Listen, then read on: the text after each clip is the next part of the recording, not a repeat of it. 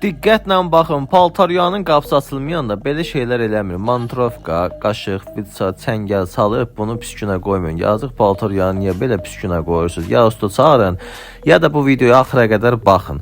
Baxın, bu ipi götürürsən əlinə, paltaryanın qapısı xarab oldu, ruçkası qırıldı, nə oldu? Qapı açılmadı, düzdür? Söndürdün paltaryanı. Əgər yuyub qurtarıbsa, normal işini görübsə, bunu aça bilərsən. Yox, yarımçıq ortada.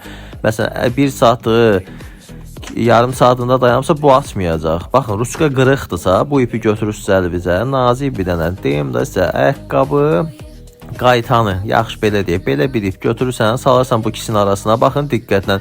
Müştəri paltaryanın qapısını pis günə qoyandan sonra məlum olub ki, bunu iplə açmaq olurmuş. Diqqətlə baxın. Görün necə açıram. Baxırsınız, gördünüz necə açdım. Bu iplə açıldı. Heç olmasa bir dənə sağ ol yazarsınız. Əgər kimin də problemi var, müraciət eləyə bilər.